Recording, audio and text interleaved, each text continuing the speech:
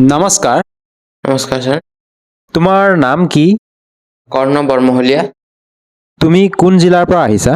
মই আসাম শোণিতপুৰ পৰা আহিছোঁ। তুমি সন্ত ৰামপাল গুৰু মহাৰাজৰ পৰা নাম দীক্ষা কেতিয়া লৈছিলা? মই সন্ত ৰামপালজী মহাৰাজৰ পৰা নাম দীক্ষা 2023 11 জুলাইত লৈছিলোঁ। সন্ত ৰামপাল মহাৰাজৰ পৰা নাম লোৱাৰ আগতে তুমি অন্য কিবা ভক্তি সাধনা কৰিছিলানে? হয়, আমাৰ গাঁৱত যিসমূহ ভক্তি সাধনা চলি আছিলে সেই ভক্তি সাধনাকে কৰিছিলোঁ আমি। আৰু সেই সাধনাবিলাক তুমি কেনেধৰণে কৰিছিলা? যেনেকৈ কি মন্দিৰত মাহত এবাৰ মন্দিৰত যোৱা, তাৰপিছত মঙ্গলবাৰে এনেকৈ ব্ৰত ৰখা, এইবিলাক কৰিছিলোঁ। তুমি মন্দিৰলৈ গৈছিলা, ব্ৰত ৰাখিছিলা আৰু সমাজত প্ৰচলিত পৰম্পৰাগত ভক্তি সাধনা তুমি কৰি আছিলা। তেনে ক্ষেত্ৰত সন্ত ৰামপাল মহাৰাজৰ শৰণলৈ কিয় আহিব লগা হ'ল? সন্ত ৰামপালজী মহাৰাজৰ চৰণত অহাতকৈ আগত মোৰ এটা বেমাৰ হৈ আছিলে। সেই বেমাৰত মই বহুত পীড়িত হৈ আছিলোঁ।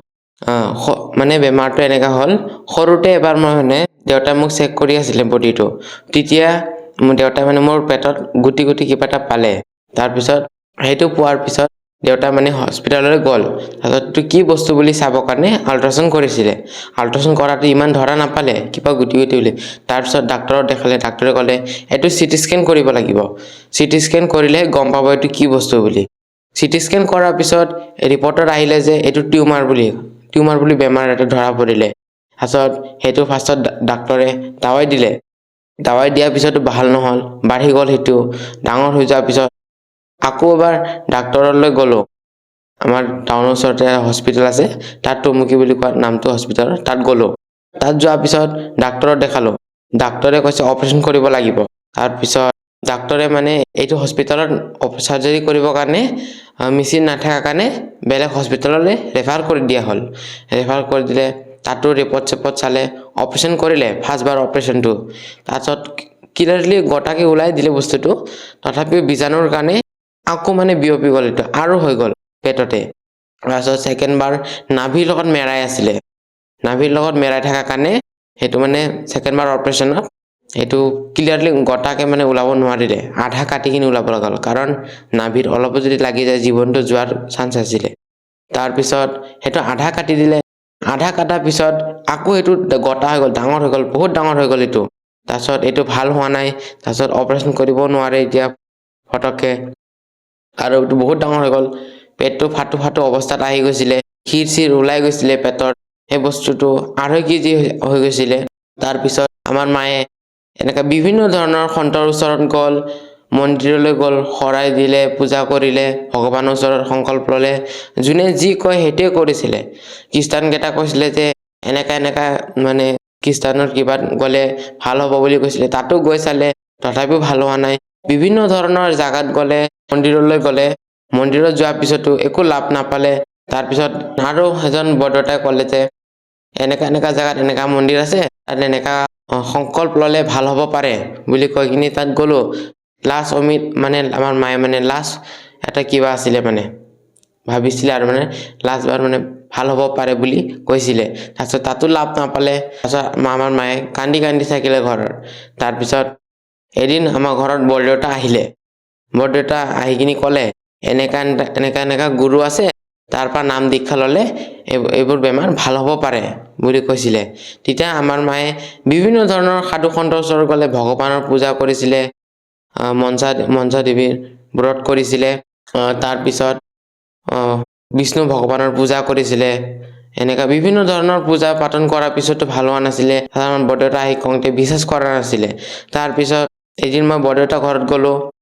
তাৰপিছত মই এখেতৰ ঘৰত গৈ কিনি দেখিলোঁ যে এনেকা গুৰু ধাৰণ কৰিছে। তাৰপিছত মই এখেতৰ গুৰুৰ আগত প্ৰাৰ্থনা কৰি ক'লো, আৰু সেই গুৰুদেৱ, মোৰ যদি আপুনি বেমাৰটো ঠিক কৰি দিয়ে, আপোনাৰ চৰণত মই আহিম বুলি এইখিনি সংকল্প কৰি গৈছিলোঁ। তাৰপিছত আমাৰ মায়ে সাংবাদিক লগত লগ ধৰি কিনি চৰকাৰী আঁচনি কিবা কৰিলে। চৰকাৰী আঁচনিৰ সহায়ত আমাৰ চৰকাৰৰ ফালৰ পৰা পঠোৱা হ'ল হস্পিটেললৈ, স্পেচিয়েল কিবাত গ'লে। তাৰপিছত তাতো অপাৰেশ্যন নহয় বুলিয়ে কৈছিলে। তাৰপিছত লাষ্ট উমিদ এটা আছে। তাৰপিছত আৰু এবাৰ নেক্সটবাৰ এনেকৈ সাংবাদিকত চালে। তাৰপিছত চৰকাৰী কিবা লগত গ'লে আমাক বেংগলোৰত পঠোৱা হ'লে।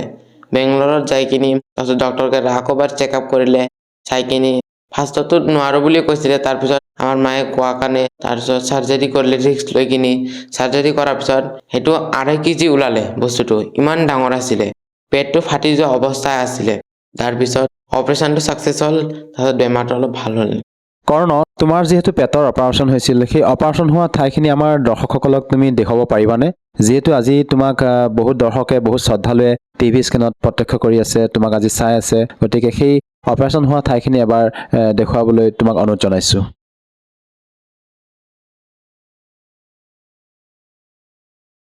কৰ্ণ, তোমাৰ বাবে এইটো চমৎকাৰ বুলি ক'বই লাগিব, কাৰণ তুমি যিহেতু তোমাৰ বৰদেউতাৰ যি প্ৰণামস্থলী আছিলে, সন্ত ৰামপাল গুৰুমাজৰ যি প্ৰণামস্থলী, তাত গৈ তুমি যেতিয়া সংকল্প কৰিলা যে যদিহে তেওঁ তোমাৰ এই মাৰাত্মক ৰোগটো ঠিক কৰি দিব পাৰে, তুমি তেখেতৰ পৰা নাম দীক্ষা লৈ ভক্তি সাধনা কৰিবা বুলি তুমি সংকল্প লৈছিলা। এইটো সঁচাকৈ আচৰিত কথা, আৰু তোমাৰ বাবে এইটো এটা ডাঙৰ চমৎকাৰ, যিহেতু এজন সন্তৰ পৰা তুমি নাম দীক্ষা নোলোৱাৰ আগতে এনেধৰণৰ আচৰিত ধৰণে লাভ পাবলৈ সক্ষম হৈছা। ইয়াৰ উপৰিও আৰু তুমি অন্য কিবা লাভ পাইছানে? হয়, আমাৰ বৰদেউতা এজন আছিলে এনেকা, তাৰ এখেতৰো নাকৰ পৰা তেজ ওলোৱা হৈ গৈছিলে মাজতে, একদম চিৰিয়াছ হৈ গৈছিলে। তাৰপিছত বৰদেউতা ফাৰ্ষ্টত নাকৰ পৰা অলপ তেজ ওলালে, তাৰপিছত ওলাই থাকিলে বহুত তেজ ওলাই গ'ল, তেজটো নৰখে। তাৰপিছত ডক্তৰলৈ নিয়া হ'লে, ডক্তৰলৈ নিয়াৰ পিছত ডাক্তৰে মেডিচিন লিখি দিলে, এইটো লোৱাৰ পিছত ঠিক হ'লে। কৰ্ণ, তোমাৰ এই কথাবোৰ আমাৰ দৰ্শকসকলে কেনেকৈ মানি ল'ব, যিহেতু তোমালোকৰ গুৰু সন্ত ৰামপাল গুৰু মহাৰাজ হাৰিয়ানা প্ৰান্তৰ নিবাসী হয়, তোমালোকে অসমৰ পৰা তেখেতৰ পৰা নাম দীক্ষা লৈ ভক্তি সাধনা কৰি এনেধৰণৰ লাভ পাইছা, এইটো কেনেকৈ সম্ভৱ? সন্ত ৰামপালজী মহাৰাজ আপোনালোকৰ কাৰণে সাধাৰণ গুৰু হ'ব পাৰে, কিন্তু এখেতে আমাৰ কাৰণে ভগৱান হয়, পোন পৰমাত্মাৰ অৱতাৰ হয়। এখেতে যদি সাধাৰণ গুৰু হনহেঁতেন, মোৰ ইমান ডাঙৰ বেমাৰটো কেনেকৈ ঠিক কৰিব পাৰিলেহেঁতেন। ইমান ডাক্তৰক দেখালোঁ, সাধু সন্তৰ ওচৰতো গ'লোঁ, ভগৱানৰ সংকল্প কৰিলোঁ, তথাপিও এইটো বেমাৰটো ভাল হোৱা নাছিলে। সন্ত ৰামপালজী মহাৰাজৰ চৰণত যাই কিনি সংকল্প কৰোঁতে বেমাৰটো ঠিক হ'লে। কৰ্ণ, এইখিনিতে তোমাক আৰু এটা কথা সুধিব বিচাৰিছোঁ, যিহেতু তোমাৰ বয়স খুবেই কম, এই বয়সত তুমি ভালদৰে পঢ়া শুনা কৰিব লাগিছিল, তুমি ইমান কম বয়সতে যে এই ভক্তি মাৰ্গলৈ আহিলা, এই সন্দৰ্ভত তুমি কি ক'ব বিচৰা? হয়, ভক্তি কৰাৰ একো সময়সীমা নাথাকে। যেনেকৈ উদাহৰণ হিচাপে ভক্ত প্ৰহ্লাদে যেনেকৈ 5 বছৰ আয়ুৰ পৰা ভক্তি সাধনা কৰিছে, সেনেকৈ ভক্তি সাধনা সৰুৰ পৰাই কৰিব লাগে। কৰ্ণ, তোমাৰ পৰা এতিয়া সেই অনুভৱ জানিব বিচাৰিছোঁ, তোমালোকৰ গুৰু সন্ত ৰামপাল গুৰু মহাৰাজে সৎসংগৰ জৰিয়তে তোমালোকক কেনেধৰণৰ শিক্ষা দিয়ে? সদগুৰু ৰামপালজী মহাৰাজে আমাক সৎসংগত এইটোৱেই জ্ঞান দিয়ে যে আমি চিৰিয়েল চাব নাপায়, গেম খেলিব নাপায়, বিভিন্ন ধৰণৰ গেম ওলাইছে, অশ্লীল গান শুনিব নাপায়, তাৰপিছত তাচ জুহা এইবিলাক খেলিব নাপায়। সন্ত ৰামপালজী মহাৰাজে আমাক সৎসংগত এইবিলাকেই জ্ঞান দিয়ে। কৰ্ণ, তুমি যিহেতু সন্ত ৰামপাল মহাৰাজৰ পৰা নাম দীক্ষা লৈ বিভিন্ন প্ৰকাৰে লাভ পালা, যিসকল দৰ্শকে আজি তোমাক টিভি স্ক্ৰীণত চাই আছে, তেওঁলোকক তুমি কি বাৰ্তা দিব খোজা, যাতে তেওঁলোকেও সৎভক্তি কৰি তোমাৰ দৰে লাভ পাব পাৰে?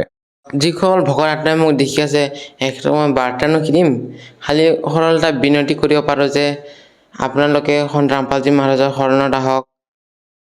যেনেকা মই আগত ভক্তি সাধনা কৰিছিলোঁ, একো লাভ পোৱা নাছিলোঁ। তাৰপিছত আমাৰ মাও বহুত দেৱী দেৱতাক পুজিছিলে, ভক্তি কৰিছিল, তথাপিও লাভ পোৱা নাছিলোঁ। তাৰপিছত যেতিয়া মই সন্ত ৰামপালজী মহাৰাজৰ শৰণত আহিলোঁ, তেতিয়া মোৰ বেমাৰো ঠিক হ'ল।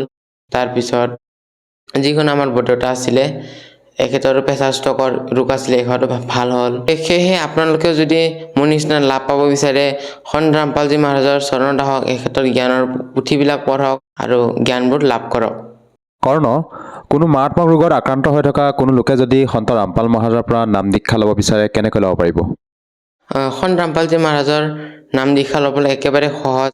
বিভিন্ন ধৰণৰ ছ'চিয়েল মিডিয়া প্লেটফৰ্মত সন্ত ৰামপালজী মহাৰাজ বুলি চাৰ্চ কৰিলে সন্ত ৰামপালজী মহাৰাজৰ সৎসং আহে। সেই সৎসঙৰ তলত ওচৰ পাজৰৰ নামদান কেন্দ্ৰৰ নম্বৰ থাকে, তাৰ পৰা আপুনি ফোন কৰি নাম দীক্ষা ল'ব পাৰে।